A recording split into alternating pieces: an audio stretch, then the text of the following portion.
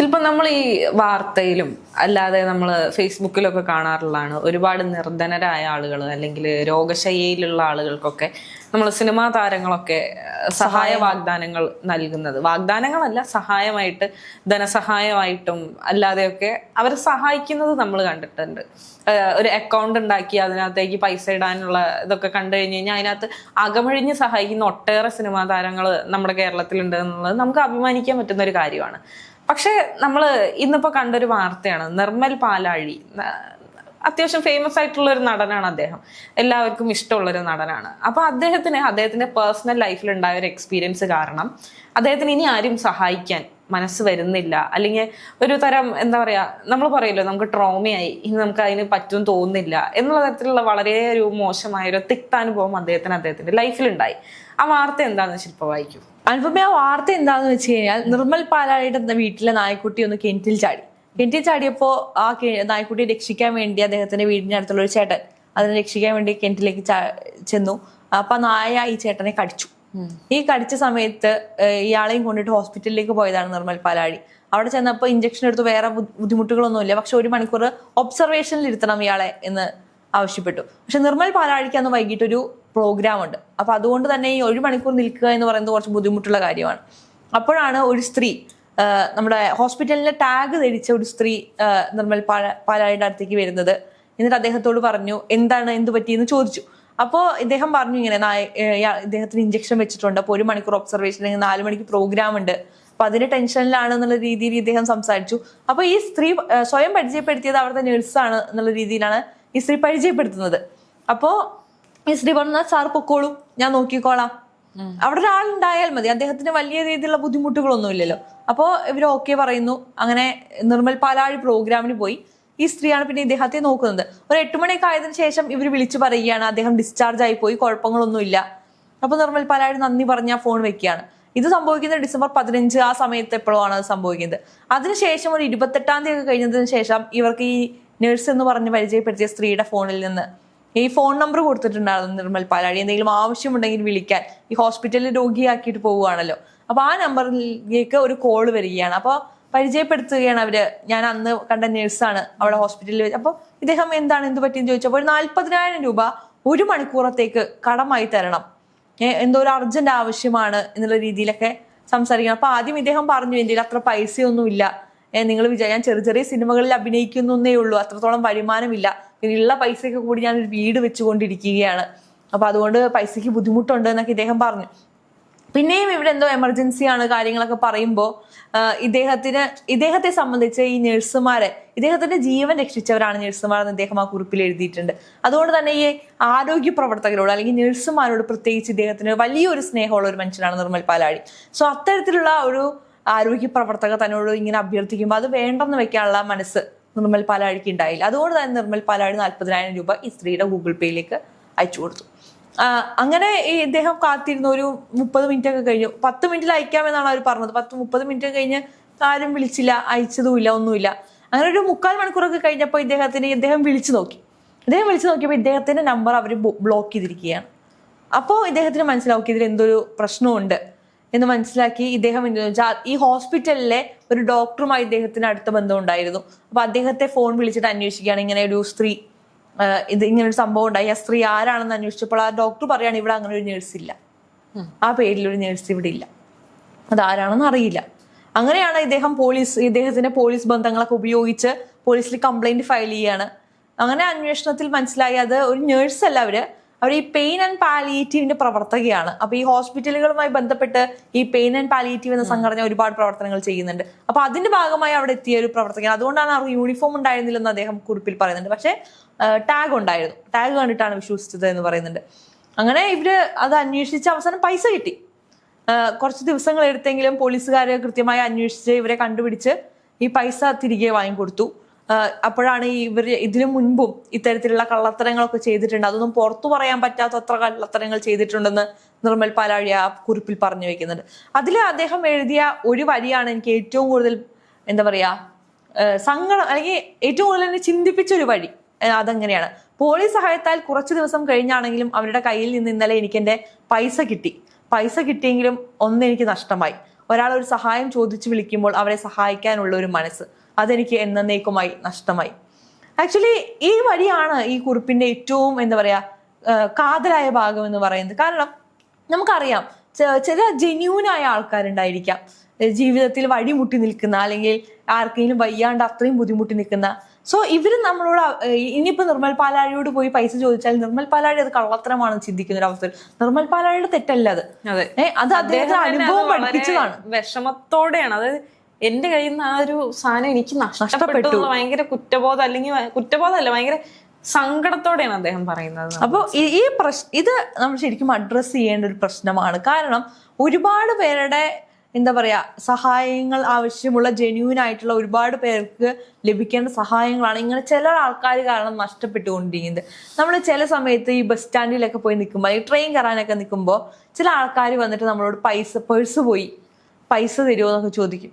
ചിലപ്പോൾ അവർ പേഴ്സ് ശരിക്കും പോയതായിരിക്കാം, ശരിക്കും അവര് ഒറ്റപ്പെട്ടു പോയതായിരിക്കാം. പക്ഷേ നമുക്കത് വിശ്വസിക്കാൻ പറ്റില്ല. എങ്ങനെയാണ് നമ്മൾ അതിനെ വിശ്വസിക്കുക? കാരണം ഇത് ഇപ്പൊ ഞാൻ കഴിഞ്ഞ ദിവസം ഞാൻ ട്രെയിനിൽ തൃശ്ശൂരിൽ നിന്ന് കൊച്ചിയിലേക്ക് വരുമ്പോൾ ഞാൻ ട്രെയിനിൽ കയറാൻ വേണ്ടി ഇരിക്കുന്ന സമയത്ത് ഒരു അമ്മ വന്നു. ഈ അമ്മ വന്നിട്ട് എന്നോട് ചോദിച്ചു, ഇങ്ങനെ പറഞ്ഞു, മോളെ ചായ വാങ്ങിത്തരുമോ എന്ന് ചോദിച്ചു. അപ്പൊ പൊതുവെ ഞാൻ ആർക്കും അങ്ങനെ പൈസ കൊടുക്കും, കാരണം ഈ സംഭവം എനിക്കുണ്ട്. സത്യമാണോ നുണയാണോ എന്ന് ഞാൻ ചിന്തിക്കും. പിന്നെ എനിക്ക് അത്രയും ബോധ്യം വന്നു കഴിഞ്ഞാൽ മാത്രമാണ് ഞാൻ അവർക്ക് പൈസ കൊടുക്കുക, അല്ലെങ്കിൽ ഞാൻ അവർക്ക് ഭക്ഷണമാണ് വാങ്ങിക്കൊടുക്കാറ്. കാരണം അത് നമുക്കൊരു നഷ്ടമുള്ള ഒരു കാര്യമല്ല. അപ്പൊ ഞാൻ ഈ അമ്മയ്ക്ക് ഒരു ചായയും വടയും വാങ്ങിക്കൊടുത്ത് എൻ്റെ അപ്പുറത്ത് ഈ അമ്മ ഇരിക്കുന്നുണ്ട്. അത് കഴിഞ്ഞിട്ട് ഈ അമ്മ ഇങ്ങനെ അപ്പൊ ഈ അമ്മോട് ഞാൻ ചോദിച്ചു, എന്താ ഇവിടെ നിൽക്കണേ? അപ്പൊ എന്നോട് പറഞ്ഞു, ഇവരുടെ പേഴ്സ് നഷ്ടമായി, ഇവർക്ക് എവിടേക്ക് പോകാനുള്ളതാണ്, ആ പേഴ്സ് നഷ്ടമായതുകൊണ്ട് പോകാൻ പറ്റാതെ നിൽക്കുവാണ്, ഇന്നലെ മുതൽ ഇവിടെ നിൽക്കുവാണ്. അപ്പൊ ഞാൻ ചോദിച്ചു, വീട്ടിലാർക്കെങ്കിലും വിളിച്ചൂടെ? അല്ലെങ്കിൽ അവിടെ പോലീസുകാർ ഇരിക്കുന്നുണ്ട്, പോലീസുകാരുമായി ബന്ധപ്പെട്ട അവരെന്ത് ചെയ്യും? അപ്പൊ പോലീസുകാരോട് ചോദിച്ചപ്പോൾ അവർ സഹായിച്ചില്ലെന്നാണ് അവർ പറയുന്നത്. പിന്നെ നമ്മൾ അങ്ങനെ ചെയ്യുന്നവരല്ല. നമ്മൾ റെയിൽവേ സ്റ്റേഷനിലെ പോലീസുകാരൊന്നും അങ്ങനെ ഒരാൾ പേഴ്സ് നഷ്ടപ്പെട്ടു പോവാൻ വഴിയില്ലെന്ന് പറഞ്ഞു കഴിഞ്ഞാൽ നിങ്ങളൊന്ന് ഇവിടെ ഇരുന്നോ എന്ന് പറയൂ? ഇല്ല. അവരെ സംബന്ധിച്ച് അതൊരു പ്രശ്നമാണ്. അതുകൊണ്ട് ഒരാളും അത് എന്റർടൈൻ ചെയ്യില്ല. പക്ഷെ ഈ അമ്മ, എനിക്ക് തോന്നുന്നത് അമ്മ അവളങ്ങനെ ചുറ്റിപ്പറ്റി നിൽക്കണം. ഈ അമ്മയ്ക്ക് ഇങ്ങനെ പോകാനുള്ള പ്രശ്നങ്ങൾ ഉണ്ടെങ്കിൽ എന്റെ കയ്യിൽ ഫോണുണ്ട്, എന്റെ ഫോണിൽ ഞാൻ കൊടുത്ത ഒരാളെ വിളിച്ചു കൊടുക്കാൻ എനിക്ക് ഞാൻ ചോദിച്ചതാണ്, അതവർക്ക് വേണ്ട. അല്ലെങ്കിൽ അടുത്ത ട്രെയിനിൽ കള്ളവണ്ടി കയറാം, ലീഗലി അത് തെറ്റാണെങ്കിലും ഒരു വഴിയില്ലാതെ അത് ചെയ്യാൻ തെറ്റില്ല. പക്ഷെ അതും അവർക്ക് ചെയ്യാൻ തയ്യാറല്ല, അവരവിടെ നിൽക്കുവാണ്. സോ അവരുടെ ഉദ്ദേശം അതായിരിക്കണം എന്നില്ല. അപ്പോൾ ഇത്തരത്തിലുള്ള ഒരുപാട് പേരുണ്ട്. ഒരുപാട് പേരെന്ന് പറഞ്ഞു കഴിഞ്ഞാൽ പക്ഷെ ഇങ്ങനെ കൃത്യമായി പൈസ നമ്മൾ കൊടുത്തതിന് തിരിച്ചയച്ചു തരുന്നവരുണ്ട്. അങ്ങനെ ഒരു അനുഭവം എനിക്കുണ്ടായിട്ടുണ്ട്. ഒരാൾക്ക് ഞാനിങ്ങനെ പൈസ കൊടുത്തു, ഭയങ്കര ജെന്യൂനായി എന്നോട് സംസാരിച്ച്, പക്ഷെ എൻ്റെ കയ്യിലുണ്ടായിരുന്ന 100 രൂപ ഇട്ടായിരുന്നു, ഞാൻ കൊടുത്തു. എന്നിട്ട് എൻ്റെ ഫോൺ നമ്പർ വാങ്ങിയിട്ടാണ് ഇയാൾ പോയത്. പക്ഷെ തിരിച്ച് ഇയാൾ കുറച്ച് സമയങ്ങൾക്ക് ശേഷം എനിക്ക് ആ പൈസ ഗൂഗിൾ പേ ചെയ്തു തന്നു. അപ്പോൾ നമുക്ക് ഇവിടെ നല്ലവരെയും ചീത്തവരെയും മനസ്സിലാക്കാൻ പറ്റാത്ത ഒരവസ്ഥയിലേക്കാണ് ഇത്തരം സംഭവങ്ങൾ നമ്മളെ ചെന്നെത്തിക്കുന്നത്. നമ്മളിപ്പോൾ ഈ ഗൂഗിൾ പേയിലൊക്കെ സ്കാനറൊക്കെ വെച്ചിട്ട് ഒരുപാട് പോസ്റ്ററുകൾ കാണാറുണ്ട്, കുട്ടികൾക്ക് വേണ്ടി ധനസഹായം, അല്ലെങ്കിൽ വയസ്സായവർക്ക് വേണ്ടി ധനസഹായം. പക്ഷെ ഇതിൽ ഏതിനെയാണ് നമ്മൾ വിശ്വസിക്കുക? ഫേക്കായിട്ടുള്ള ഒരുപാട് പേരും ഇങ്ങനെ പറഞ്ഞു വരുന്നുണ്ട്. സോ ഇതൊക്കെ ഇത്തരം ഉണ്ടാകുന്ന ചില ആൾക്കാരുടെ വൃത്തികെട്ട മനസ്സിൽ ഉദിക്കുന്ന ബുദ്ധികളായിരിക്കാം ഈ ചാരിറ്റിയുടെ പേരിലുള്ള തട്ടിപ്പുകൾ, അല്ലെങ്കിൽ ഇത്തരത്തിൽ ആൾക്കാരെ കഷ്ടതകൾ പറഞ്ഞൊരാളെ കൺവിൻസ് ചെയ്ത് പണം തട്ടിയെടുത്ത് മുങ്ങിപ്പോവുക എന്നൊക്കെ പറയുന്നത്. പക്ഷെ അതുകൊണ്ട് ബാക്കിയുള്ള മനുഷ്യർക്ക് മറ്റാൾക്കാരെ സഹായിക്കാനുള്ള ഒരു അവസരം, അല്ലെങ്കിൽ അതിനുള്ള ഒരു ഇത് നഷ്ടപ്പെടുകയാണെന്നാണ് എനിക്ക് തോന്നുന്നത്. ചിലരെ ഞാൻ മനസ്സിലാക്കിയത്, ഈ അവർക്ക് ജെനുവിനായിട്ട് ഹെൽപ്പ് വേണം, അവർക്ക് ആരെങ്കിലും ഒന്ന് സഹായിച്ചാൽ ധനസഹായമോ അല്ലെങ്കിൽ ഏതെങ്കിലും തരത്തിലൊരു സഹായം വളരെ അത്യാവശ്യമായി നിൽക്കുന്ന ആൾക്കാരാണെങ്കിൽ പോലും ചുറ്റിലും ഇത്തരം സ്കാമുകൾ നടക്കുന്ന കാരണം അവർക്ക് ചോദിക്കാൻ മടിയാവില്ല. കാര്യം ഞാൻ ചോദിച്ചു കഴിഞ്ഞപ്പോൾ ഞാനും ഈ അവിശ്വാസത്തിന്റെ നിഴലിൽ അവരെന്നെ നിർത്തില്ലേ എന്നുള്ള ഒരു എന്താ പറയുക, നമുക്കത് മോശമല്ലേ എന്നുള്ളതുകൊണ്ട് നമ്മൾ ചോദിക്കാതെ നമ്മൾ സ്ട്രഗിൾ ചെയ്യുന്ന അവസ്ഥയും ഞാൻ കണ്ടിട്ടുണ്ട്. അതിന്റെ വെരി സില്ലി ആയിട്ടുള്ള ഒരു എക്സാമ്പിൾ ഞാൻ പറയാം, അല്ലെങ്കിൽ വളരെ ചെറിയൊരു എക്സാമ്പിൾ. ഞാൻ സ്കൂളിൽ പഠിക്കുന്ന സമയത്ത് ഒരു തവണ നമ്മൾ സ്കൂളിൽ നിന്ന് ക്ലാസ് റൂമുകളിൽ നമ്മുടെ അന്ന് ഒരു 5 രൂപ 6 രൂപയ്ക്ക് നമ്മുടെ കയ്യിൽ മാക്സിമം ഉണ്ടാവുള്ളൂ. പക്ഷെ അത് കളവ് പോകുന്നത് ഒരു സ്ഥിരം പരിപാടിയായിരുന്നു ക്ലാസ്സിൽ നിന്ന്. അപ്പൊ അങ്ങനെ ഒരു ദിവസം ഞാൻ ബസ് സ്റ്റോപ്പിലെത്തി, വൈകിട്ട് വീട്ടിലേക്ക് പോകാൻ ബസ് കയറാൻ. അപ്പൊ ഞാൻ ബാഗിൽ ഒരു കുഞ്ഞി പേഴ്സ് ഉണ്ട്, എനിക്ക് 1 രൂപ 2 രൂപയൊക്കെ ഇട്ട് വെച്ച ബസ്സിന്റെ പൈസ. അത് തപ്പിയിട്ട് എവിടെയും കാണാനില്ല ബാഗിൽ. അപ്പൊ ആകെ ടെൻഷനായി. വേറെ ആരോടും കടം ചോദിക്കുന്ന അന്നേ അച്ഛൻ പ്രോത്സാഹിപ്പിക്കാത്തതുകൊണ്ട് ആരോടും കടം ചോദിക്കാനുള്ളൊരു മനസ്സ് വരുന്നില്ല. അപ്പം ഞാൻ ഇനിയിപ്പോൾ എന്ത് ചെയ്യും? അപ്പം ഞാൻ സ്ഥിരം പോണ ബസ് എത്തി, അപ്പം ഞാൻ കയറിയില്ല. ഞാൻ കണ്ടക്ടറെ അടുത്ത് എന്താ ഞാൻ ഇപ്പം പറയാം, പൈസ ഇല്ലാതെ ബസ്സിൽ കയറിയാൽ ഇറക്കി വിടില്ലേ? ആ ഒരു ഇത് കാരണം ഞാൻ ആ ബസ് സ്റ്റോപ്പിൽ അവിടെ നിന്ന്. കുറെ സമയം ഞാൻ ആലോചിക്കും ഞാൻ എന്താ ചെയ്യുക. വീട്ടിലേക്കാണ് ഒരുപാട് ദൂരമുണ്ട്, ഒരു 1/4 മണിക്കൂർ നടന്നൊക്കെ പോകണം. അപ്പൊ എന്ത് ചെയ്യുന്നു കുറെ ആലോചിച്ച് അവസാനം എന്താ പറയാ, അവസാനം അവിടെ തീരുമാനിച്ച് ഗതി കേട്ടിട്ട് ഞാൻ തീരുമാനിച്ച് വീട്ടിലേക്ക് നടന്നു പോകാന്ന്. അങ്ങനെ ഞാൻ നടന്ന് വീട് വരെ നടന്ന് ഞാൻ ഒരു 6-6:30 മണിയായപ്പോഴാണ്, 4 മണിക്ക് വിട്ട സ്കൂള്, ഞാൻ 6:30 വീട്ടിലെത്തുന്നത്.